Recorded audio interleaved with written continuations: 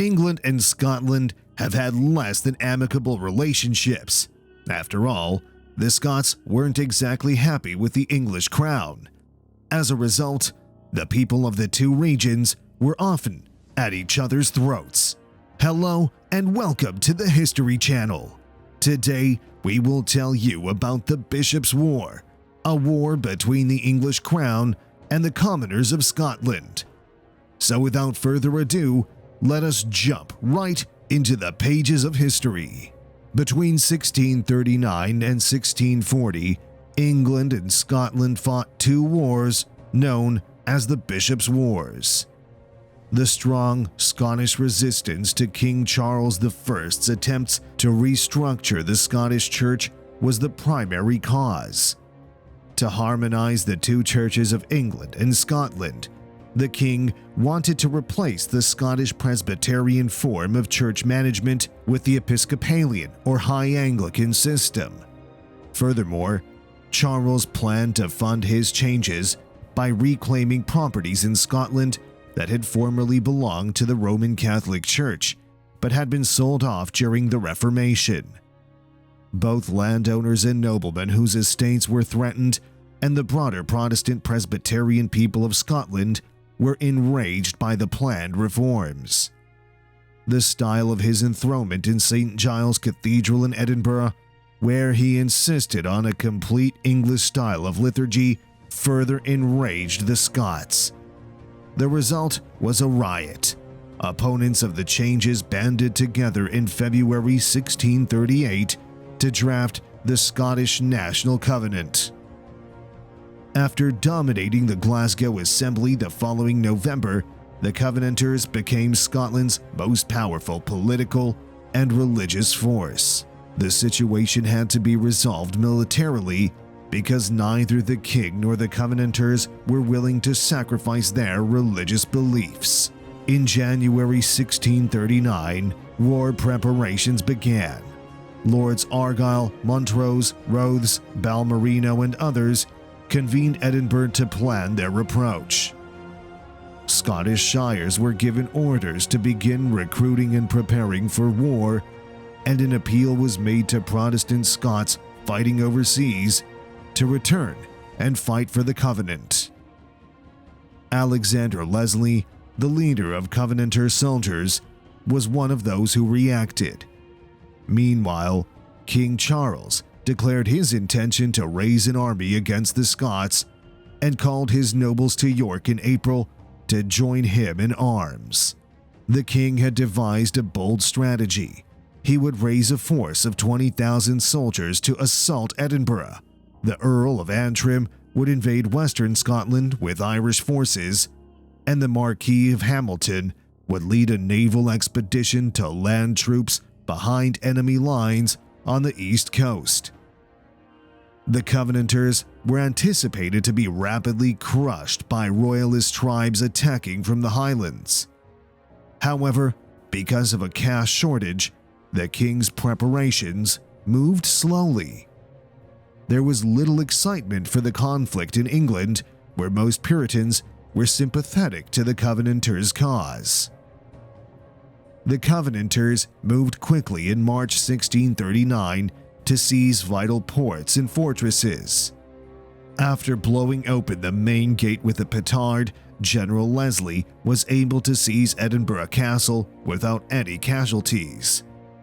At Dalkeith, Lord Rothes took the king's major arsenal and the Scottish royal jewels, and the port of Dumbarton was taken to prevent royalist reinforcements from arriving from Ireland. The Marquis of Huntly gathered his men in Kintore, Aberdeenshire, to rally support for the king.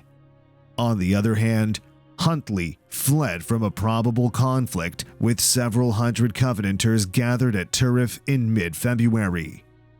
Huntly practically abandoned his command of the Scottish Royalists and let himself be detained in Edinburgh in April after the Earl of Montrose captured Aberdeen uncontested at the end of March 1639.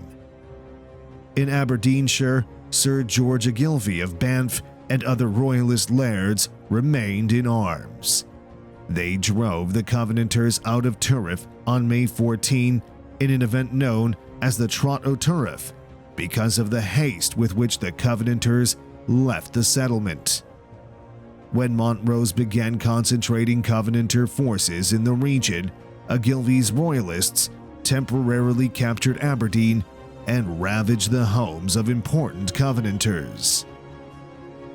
In March 1639, the king traveled to York to command the main English force against the Scots. With no standing army to draw on, a special levy of 6,000 infantry and 1,000 cavalry was formed, followed by the mobilization of the trained bands of the northern border counties, which provided another 4,000 warriors. The practice of summoning his nobles in person, each accompanied by a squadron of armed horses, was resurrected by King Charles, causing more animosity among the aristocracy. Although the English army had grown to 18,000 men by June, it was primarily made up of untrained conscripts.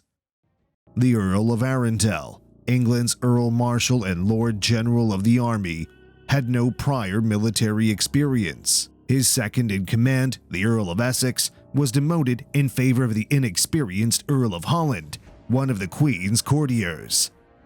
Many of the northern trained bands were equipped with bows and arrows, and veteran soldiers like Sir Jacob Astley, commander of the infantry, despaired at the English army's lack of training and weapons. The Marquis of Hamilton's fleet departed from Yarmouth with 5,000 troops, most of whom were utterly untrained, while the king marched north from York. Early in May 1639, Hamilton moored at Leith in the Firth of Forth, but the Covenanters' control of the area made landing difficult. Early in June, the younger son of the Marquis of Huntly, Viscount Aboyne, proceeded north with some of Hamilton's ships to take Aberdeen and command the Royalist Gordons. Aboyne marched from Aberdeen to Stonehaven. On June 14, Covenanter troops drove him back, and he took up a defensive position at Brig of Dee, which guarded the approach to Aberdeen. On June 18, Montrose launched an artillery bombardment at Brig of Dee. The following day, the Royalists were forced out of town. In mid-May 1639, King Charles issued a proclamation declaring that he would solve all Scottish grievances once the country was restored to order. He would not attack Scotland as long as the Covenanter force stayed within 10 miles of the border. On May 30, the king joined his troops stationed near Berwick. Lord Arundel led a troop across the border to Duns, where he issued a proclamation promising that all rebels would be pardoned if they surrendered within 8 days. The Covenanter army retaliated by marching to Kelso, far inside the 10-mile limit. On June 3rd, the Earl of Holland's cavalry approached to investigate the Scottish position. Even though the Covenanter army was still undermanned, Holland was overwhelmed by the professionalism and discipline of its leaders, who fled to the Berwick. When General Leslie proceeded to Duns, speculation spread that the Scottish army outnumbered the English army. Morale in the English camp plummeted. Unnerved, the king resolved to talk with the Covenanters. On June 11, 1639, treaty discussions began in Berwick. Lord Rothes, Johnston of Riston, and Alexander Henderson were the Scots' main spokespersons. They met with King Charles in person to negotiate. The Covenanters demanded that the king ratify all acts of the Glasgow Assembly, including the abolition of episcopacy, that the General Assembly resolve ecclesiastical and civil matters in Scotland in the future, that all forces sent against Scotland be recalled, and that all incendiaries who had caused the troubles to be returned to Scotland for punishment, in essence, excommunicated bishops who had attempted to introduce episcopacy. Despite his apparent acceptance that assemblies should manage church concerns in the future, the king remained determined in his rejection to recognize the Glasgow Assembly of 1638. After a week of legalistic bickering, the Covenanters agreed to change their views as well. On June 19, 1639, a pact was concluded. In August, the king decided to call a General Assembly of the Kirk in Edinburgh, followed by a meeting of the Scottish Parliament. Both sides agreed that their forces would be disbanded. Other contentious subjects were kept intentionally ambiguous or were only agreed upon verbally. In Edinburgh, Covenanters argued that the commissioners had made too many concessions, and the pact was not welcomed. The king's relationship with the Covenanter leaders worsened during the next few weeks.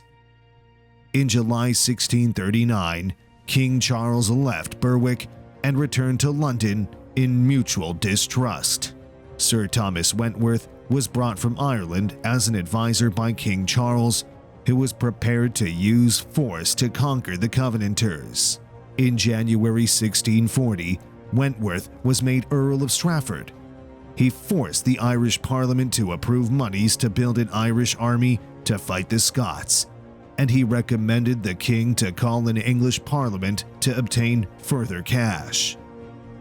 In April 1640, the Short Parliament convened. When Parliament refused to fund the war, the king sought a loan from Spain, while the queen sought help from her brother, King Louis XVI of France, and even the Pope. However, these pleas were left unanswered, and the king was left to his own devices. The 1st Bishops' War militia in the north was disbanded, and a new levy was created in the south. Many of the southern levies defected on the march to the north due to their lack of training and discipline. Others were prone to rebellion.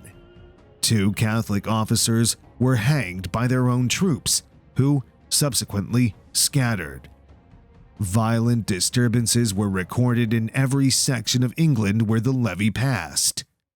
The king's soldiers had gathered in Yorkshire and Northumberland by August 1640, the majority of whom were inadequately equipped, underpaid, and underfed. Stafford's Irish army was not ready in time to fight Scotland in the campaign. The Scottish Parliament established the Committee of Estates to oversee Scotland's defence in Edinburgh. In May 1640, Earl Marsical William Keith took control of Aberdeen for the Covenanters, while Major General Robert Monroe attacked the Royalist Gordon territories in the northeast. The Earl of Argyll received a fire and sword command in June and led 5,000 Campbells on a 6-week campaign to loot and destroy the lands of Royalist clans in the Highlands. Following the defeat of the Scottish Royalists, Argyll besieged Dumbarton as a precaution against Strafford's Irish army landing in western Scotland. After the First Bishops' conflict, some Covenanter battalions remained in arms, and additional levies were swiftly recruited with another war looming. By early August 1640, the Covenanter force on the English frontier had grown to roughly 20,000 men with a 60-gun artillery train. The English army was gathered in 2 locations, one in central Yorkshire, waiting for the king's arrival, and the other in Northumberland. The Earl of Northumberland, the English army's commander-in-chief, had become unwell. Viscount Conway, the commander of the Northern Army, appears to have focused on strengthening the defenses of the broader town of Berwick, ignoring the Covenanters' mustering until it was too late. Faced with the difficulty of keeping the Covenanter army provisioned while on the defensive, the Committee of Estates unanimously agreed to invade England first. General Leslie marched into England on August 20, 1640, after crossing the River Tweed at Coldstream. Leslie upset Conway's defensive plans by advancing directly to Newcastle and the wealthy coalfields that supplied London with coal, bypassing the well-defended town of Berwick. The Scots landed on the outskirts of Newcastle on August 27 as the king raced north to York. Leslie marched west down the River Tyne to Newburn Ford, the first crossing point over the Tyne, a few miles upstream from Newcastle, rather than attacking the heavily defended northern approach. He aimed to seize control of Tyne's northern and southern banks before encircling Newcastle. Viscount Conway dispatched 1,500 cavalry and 3,000 infantry to reinforce the forces protecting the ford. On the south bank of the Tyne, 2 makeshift earthwork forts had been built, each manned by 400 musketeers and guarded by 4 light artillery pieces. The forts, on the other hand, were in an inconvenient location. Alexander Hamilton, Leslie's skilled artillery officer who had fought under the famous Gustavus Adolphus of Sweden, positioned Scottish field artillery on higher ground on Tyne's north bank. The Scottish artillery dominated the English position once light cannons were carried to the top of Newburn Church Tower. Leslie dispatched an envoy to Conway, explaining that the Scots did not want to fight and rather desired free passage to petition the king. Conway had no choice but to say no. In the early afternoon of August 28, 1640, the first wave of Scottish cavalry moved near the ford, but was forced back by firing from the English entrenchments. Colonel Lunsford's fresh soldiers could not stop themselves during the subsequent artillery battle. They abandoned the earthworks and fled under heavy fire. The Covenanters flooded across the ford to seize control of the riverbank, which was undefended. The English cavalry leader, Henry Wilmot, launched a valiant attack to attempt to force them back, but he was overpowered when Covenanter musketeers were stationed to protect the position. In a panic, the majority of the English troops withdrew to Newcastle. Colonel Monk was unable to keep control of his unit and fled with the English guns in good order. General Leslie instructed his forces not to pursue the fleeing English to avoid provoking resentment by inflicting unnecessary fatalities. Much to the surprise of the Scots, Viscount Conway concluded that Newcastle could not be held and moved the troops to Durham. The Covenanters marched into Newcastle unchallenged on August 30. After the defeat at Newburn, the morale of the English soldiers stationed in Yorkshire plummeted. King Charles called a great council of peers at York on September 24, reviving an institution that had not been employed since Edward III's reign. Almost unanimously, the council encouraged the king to negotiate peace with the Scots and call a new parliament in England. On October 14, the Treaty of Ripon was signed. A ceasefire agreement was reached. A new parliament was to be convened in London to discuss and ratify the terms of a lasting settlement. So that is all the time we had today, folks. Do not forget to subscribe to our channel and hit the bell icon to remain updated about all our future videos. See you all next time.